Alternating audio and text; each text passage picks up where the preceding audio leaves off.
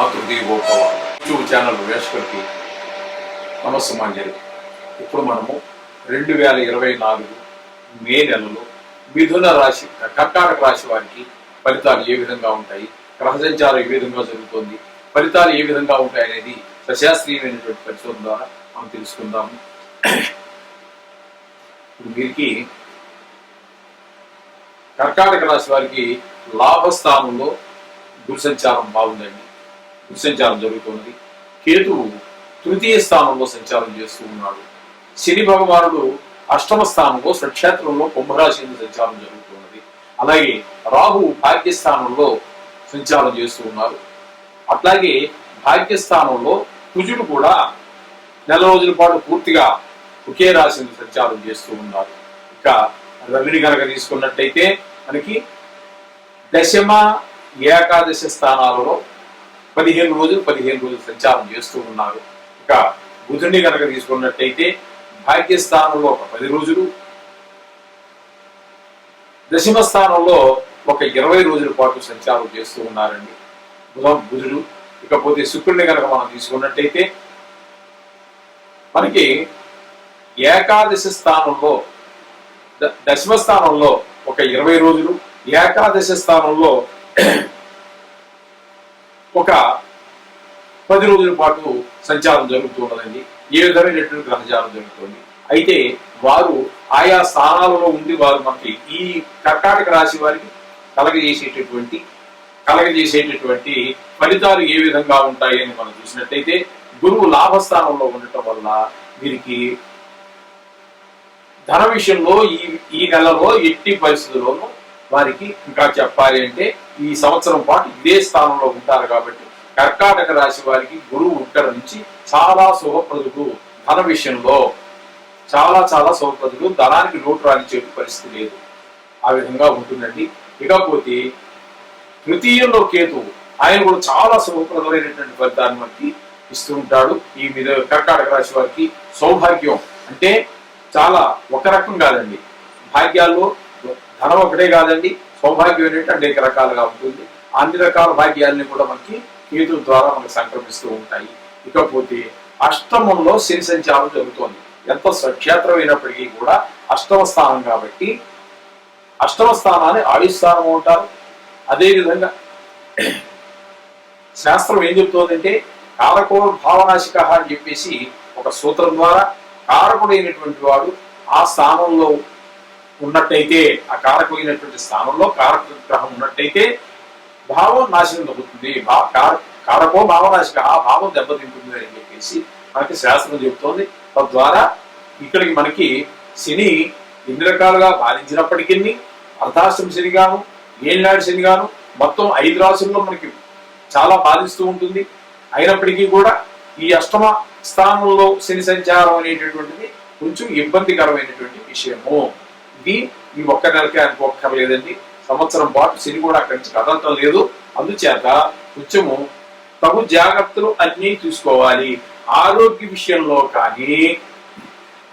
విషయంలోనే కాదు, అలాగే వాహనం నడిపేటప్పుడే కాదు, రోడ్డు మీద నడిచేటప్పుడు ఎంతమంది మహానుభావులు మనం సహకరిస్తే మనం క్షేమంగా ఎదుగు చేస్తామండి. ఎందుకంటే నాకే జరిగింది. వెనక నుంచి వచ్చి కుర్రాడు 15 ఏళ్ళు కుర్రవాడు ఎంత నుంచి వచ్చి కొట్టేశాడు. ముందు నుంచి వస్తే ఏం తప్పుకునే అవకాశం ఉండేదేమో, కానీ కింద పడి చాలా దెబ్బలు తగిలించుకుని చాలా బాధపడాల్సి వచ్చింది. 3 నెలల పాటు మంచం మీద ఉన్నాము. ఇటువంటి పరిస్థితులు కొంచెం ఇబ్బందికరంగా ఉంటాయి. అందుచేత ఈ శని విషయంలో కొంచెం జాగ్రత్తలు తీసుకోండి. భాగ్యస్థానంలో ఇకపోతే భాగ్యస్థానంలో కనుక రాహుని మనం తీసుకున్నట్టయితే ఆయన కూడా ధనక్షయాన్ని కలగజేస్తాడు. భాగ్యంలో ఉంటే ఆ ధనక్షయాన్ని కలగజేస్తూ ఉంటాడు. ఆయన ఆ విధంగా ఆయన చేస్తూ ఉంటాడు. ఇకపోతే కుజుడి దగ్గరికి వచ్చేటప్పటికి నెల మొత్తము కూడా ఈయన సంవత్సరం పాటు ఉండేదండి. ఈయన గమనం అంతా రాశిలో సుమారుగా నెల 15 రోజులు మాత్రమే ఉంటుంది. కాబట్టి మీరు అంత సీరియస్ గా అంత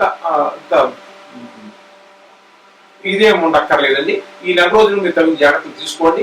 వీరుంటే కుజుడికి ఏదో ఒక కందిపప్పు లాంటిది ఏదో 1 కేజీ పావు కందిపప్పు తీసుకుని ఒక బ్రాహ్మడికి ఏదో 100 రూపాయలు ఇచ్చి దానం ఇచ్చేసేయండి. ఆ విధమైనటువంటి ఆ దోషాన్ని మనం తప్పించుకునేటువంటి అవకాశం ఉంటుంది భాగ్యస్థానంలో కుజ దోషం వల్ల నుండి. అట్లాగే అది కూడా కొంచెం మనకి ధనక్షయాన్ని కలుగజేస్తుంది. ఇక రవిని కనుక మనం తీసుకున్నట్టయితే మనం చెప్పుకున్నాం కదండి, దశమిలో అట్లాగో తర్వాత ఏకాదశి స్థానంలో ఉన్నారు. 15 రోజుల పాటు మనకి శుభాన్ని కలగజేస్తాడు, 10 రోజుల పాటు మనకి శుభాన్ని కలగజేయటం లేదు. ఈ విధమైనటువంటి ఫలితాలు ఆయన ద్వారా జరుగుతున్నాయి. ఇక బుధుడిని కనుక మనం తీసుకున్నట్టయితే భాగ్యస్థానంలో ఒక 10 రోజులు, 20 రోజులు మాత్రం మనకి దశమ స్థానంలో ఉంటున్నారండి. అందుచేత బుధుడు మనకి శుభ ఫలితాన్ని కలుగజేస్తూ ఉన్నారు. ఇకపోతే శుక్రుడిని కనుక మనం తీసుకున్నట్టయితే దశమ స్థానంలో ఒక 20 రోజులు, లాభస్థానంలో ఒక 10 రోజులు మాత్రం సంచారం చేస్తూ ఉన్నారు. తద్వారా మనకి ఇచ్చేటటువంటి ఫలితాలు ఏ విధంగా ఉంటాయి అంటే ప్రమోదం, సంతోషం రెండు కూడా మనకి ఆనందాన్ని కలగజేసేటటువంటి ఫలితాలే శుక్రుడు మనకి ఇస్తూ ఉన్నారు ఈ కర్కాటక రాశి వారికి. అందుచేత మొత్తం మీద ఈ రాశి వారికి చాలా శుభప్రదంగా ఉందని చెప్పాలి మనకి. ఎందుకంటే గురువు బాగున్నాడు, కేతువు బాగున్నాడు, బుధుడు కూడా కొంతకాలం బాగున్నాడు, అలాగే శుక్రుడు పూర్తిగా సహాయ సహకారాలు అందిస్తూ ఉన్నారు, రవి కూడా ఒక 15 రోజుల పాటు శుభ ఫలితాలు అందిస్తూ ఉన్నారు. మొత్తం మీద అంతా చాలా బాగుందని చెప్పాలి. కానీ శని విషయంలో మాత్రం కొంచెం తగు జాగ్రత్తలు తీసుకోండి. వీళ్ళు ఉన్నట్టయితే కొంచెం అష్టమ శని కాబట్టి కొంచెం జపాలు ఉంటే చేయించుకోండి. తెలిసిన వారు శుభ్రమైన వారు ఉంటే చేయించుకోండి.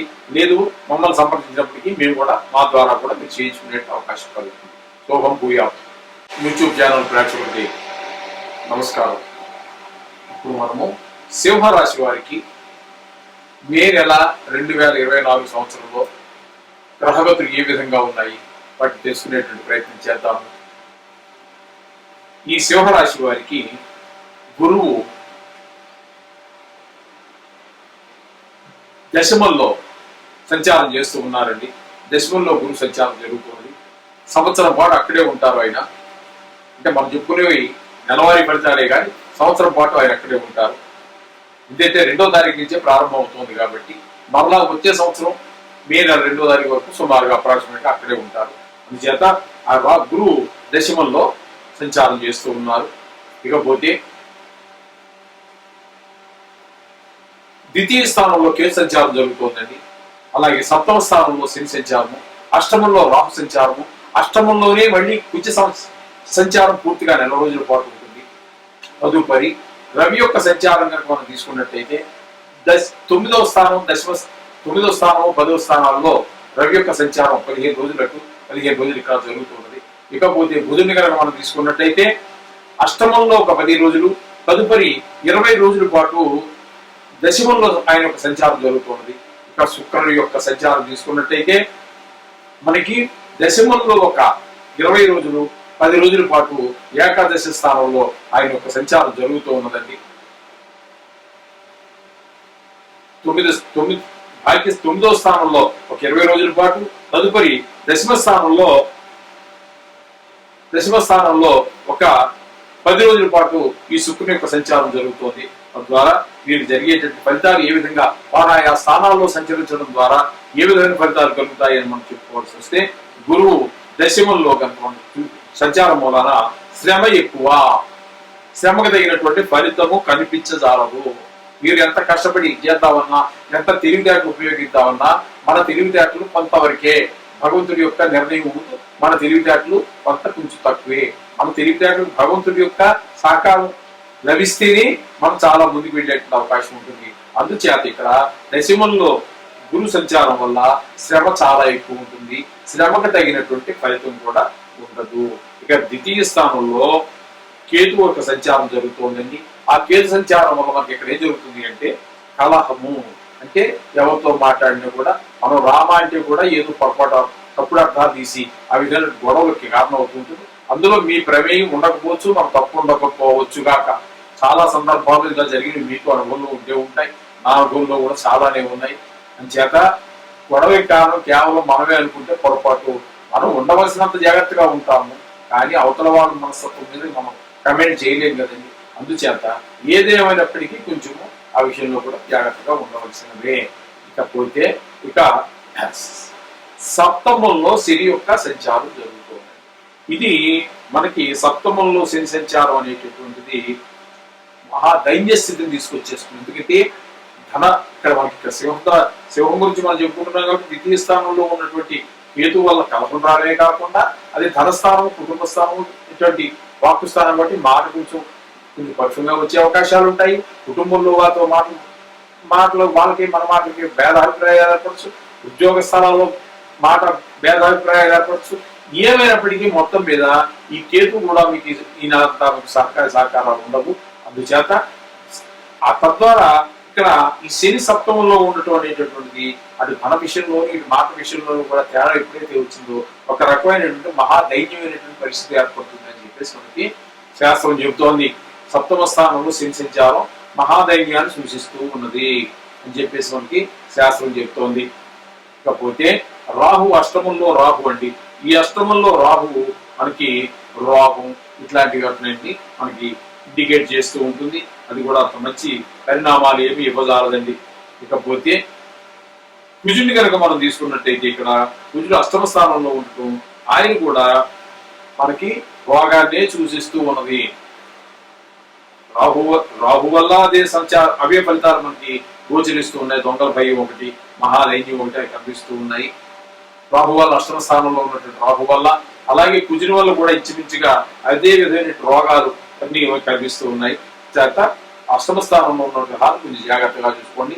అదే ఇక పోయినట్టయితే ఇక ఒకే నెలలో మే నెలలోనే 2 రాశుల్లో సంచరించేటటువంటి రవి గురించి మనం తీసుకున్నట్టయితే ఆయన 9, 10 స్థానాలలో సంచారం చేస్తూ ఉన్నారు. ఒక 15 రోజులు అక్కడ, ఒక 15 రోజులు ఇక్కడ ఉన్నారు. అందుచేత ఇక్కడ 10లోకి వచ్చిన తర్వాత మాత్రం మీకు కొంచెము కార్యజయం, మీరు అనుకున్నటువంటి పనిలో విజయాన్ని సాధించేటువంటి అవకాశాలు కనబడుతోంది రవి సంచారం వల్ల. 9లో ఉండగా ఆయన అంత ఉపయోగకరమైనటువంటి గ్రహంగా కనబడదు. ఇకపోతే బుధుడు తీసుకున్నట్టయితే ఈ 8వ స్థానంలో కొద్ది రోజులు అంటే 10 రోజులు, తదుపరి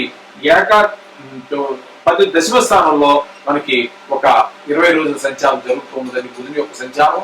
తద్వారా మనకి ఆ స్థానాల్లో ఉండటం వల్ల ఏంటంటే 8వ స్థానంలో ఉన్న ద్రవ్య నష్టం, అదే ధనాన్ని నష్టం జరుగుతూ ఉంటుంది.